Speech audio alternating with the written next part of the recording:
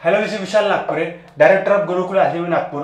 So आज पुन्हा एक रिझल्ट लागला, त्याचं नाव आहे फॉरेस्ट. त्या फॉरेस्ट गार्ड जे म्हणतो आपण त्याला, फॉरेस्टमधील जे फॉरेस्ट गार्ड जी एक्झाम आहे, कारण की फॉरेस्टचे खूप सारे एक्झाम्स आहेत, लेखापाल किंवा बाकीच्या पण असतील.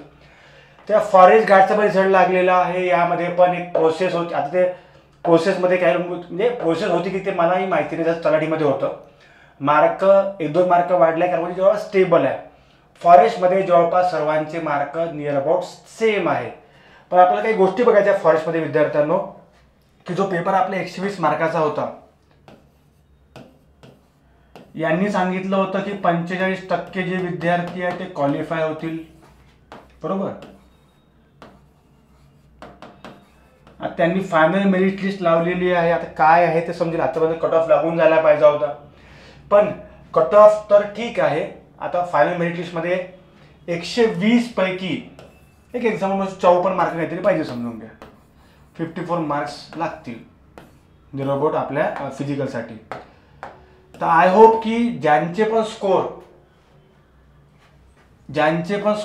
80+ आहे त्यांनी फिजिकल चांगल्या पद्धतीने करा. आणि ज्यांचे स्कोर फिमेल 70 झालेला, हे झाले मेलसाठी.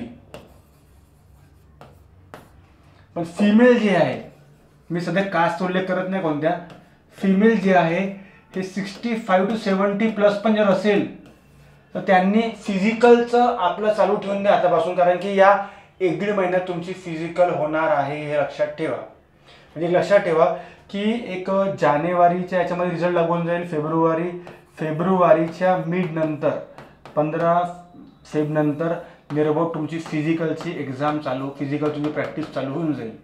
म्हणजे तुमचे चालू होऊन जाईल रनिंग वगैरे जे पण आपलं आहे ते सांगितलं आहे की 3 किलोमीटर 5 किलोमीटर आहे ना.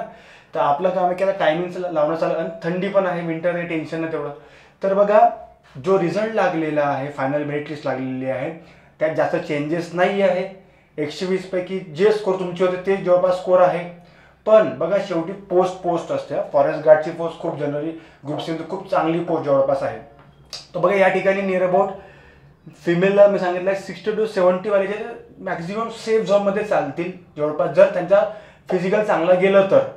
आणि मेलमध्ये 80+, कारण की बोलवणार तर 55 वाल्याला पण आहे, 55 वाल्याला पण बोलवणार आहे. पण जर त्यांनी आउट ऑफ मारलं तर सांगता येत नाही. म्हणजे असं नाही की बाबा ज्याचा 60 स्कोर तो होऊ शकत नाही, असं नाही आहे. जर त्या व्यक्तीचा फिजिकल आउट ऑफ असेल तर त्याचे पण चान्सेस वाढतात. म्हणून आता जे फॉरेस्टमध्ये सर्वात इम्पॉर्टंट राहिलं आहे विद्यार्थ्यांना ते फिजिकल आहे, कारण की जवळपास स्कोर जे विद्यार्थ्यांचे आहे ते चांगले आहे. 80, 90, 100, 105, 106, 108, 80च्या 100च्या खूप सारे विद्यार्थी आहे. तर जर या विद्यार्थ्यांनी बरोबर आणि फिजिकलमध्ये 1 मिनिटामध्ये 10 मार्क कमी होणार आहे. म्हणून या कारणामुळे मला असं वाटते की जे पण फॉरेस्टचे जे पण विद्यार्थी आहे त्या सर्वांनी आपल्या पद्धतीने जनरली काय करावं, पूर्णपणे आपल्या पद्धतीने जे पण फिजिकल होत असेल ते चांगल्या पद्धतीने आपलं करत राहा. आणि सर्वांना शुभेच्छा आहे तुमच्या फिजिकलसाठी सुद्धा. आणि मॅक्झिमम लोक क्वालिफाय होतीलच, कारण की पेपर टफ पण होता. पण जे बाउंड्रीवर आहे त्यांनी पण हार मानायची गरज नाही. तुमचा सुद्धा स्कोर 100% येऊ शकतो, फक्त तुम्ही फिजिकल चांगली दिली पाहिजे. हा, तुमचे स्कोर किती आहे त्यानुसार मी तुम्हाला सांगेल. तुम्ही कमेंट बॉक्समध्ये कमेंट करू शकता. तुमचे स्कोर जे पण असेल ते कमेंट करा. आपली टीम आहे किंवा माझ्यामार्फत पण तुम्हाला मी काही गोष्टी ते प्रोव्हाइड करेल की तुम्ही कशा पद्धतीने, म्हणजे फिजिकल संदर्भात तुम्ही किती पॉझिटिव्ह असलं पाहिजे.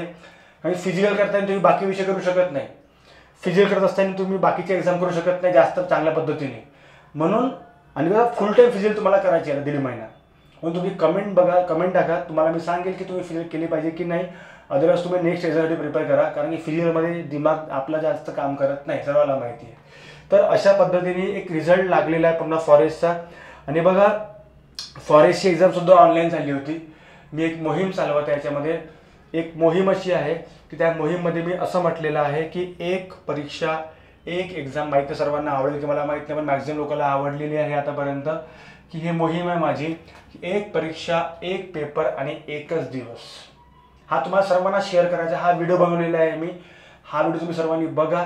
या व्हिडिओ खूप चांगले मुद्दे मांडलेले आहे मी की का बरं ऑफलाईनच एक्झाम व्हावी, ऑनलाईन का बरं नाही व्हावी, नॉर्मलायझेशन का होते, कसं काय विद्यार्थ्याचे पैसे लूट होत आहे, सरकारला विनंती, आणि ते पण सांगितलं की प्रत्येकाने आपल्या आमदार जे पण आपले स्थानिक आमदार असतील त्यांना तुम्ही रिक्वेस्ट करा. या गोष्टी होतात कारण की इतक्यात आम्ही MPSC ग्रुप सी संदर्भात आम्ही लवकरात लवकर एक कारवाई केलेली आहे. आणि जे नॉर्मलायझेशनचा जो घोळ आहे हे सर्वांना माहिती आहे, सांगायची गरज नाही मला. तर ज्या पण एक्झाम्स आता होतील ते ऑफलाईन व्हाव्या. ऑनलाईनचा आपण विरोध करत नाही आहे, पण ऑनलाईन एक्झाम एकच दिवस, इथं असं म्हटलं आहे की ऑनलाईनचा विरोध आहे, पण एकच दिवस एक्झाम घ्यावी म्हणजे घोटाळे होणार नाही. ते पेपर फोडे म्हणजे हजारो पेपर राहणार नाही, काहीतरी वेगळं होणार असं नाही राहणार आहे. ठीक आहे. तर अशा पद्धतीने आपली एक मोहीम होती. आणि हे जे आपलं फॉरेस्ट गार्डचं जे रिझल्ट आहे यामध्ये एकदम ते सध्या जास्त सांगण्यासारखं नाही आहे. सध्या सांगण्यासाठी एवढंच आहे की तुम्ही फिजिकलसाठी चांगल्या पद्धतीने करा, पण जे 70 जे तुम्ही सांगितले, जे स्कोर सांगितले आहे त्यांनी चांगल्या पद्धतीने करा. यांनी फुल टाईम करा, यांनी फुल टाईम करा, हे लक्षात ठेवा. हे फुल टाईमवाले प्लेयर आहे. 100, 90 फुल टाईम करा तुम्ही फिजिकल. बाकीचं नाही केलं तरी चालेल, हे माझं सजेशन आहे. कारण की पोस्ट खूप चांगली आहे, ग्रुप सी फॉरेस्टमधली पोस्ट आहे, चांगली पोस्ट आहे. यामुळे ज्यांचे स्कोर याच्यावर असेल त्यांनी फुल टाईम करा, हे लक्षात ठेवा. ठीक आहे. तर अशा पद्धतीने आपले खूप सारे अजून व्हिडिओज येतील. आपल्या चॅनलला सबस्क्राईब करा, शेअर करत जावं. ठीक आहे. थँक्यू. जय हिंद, जय महाराष्ट्र.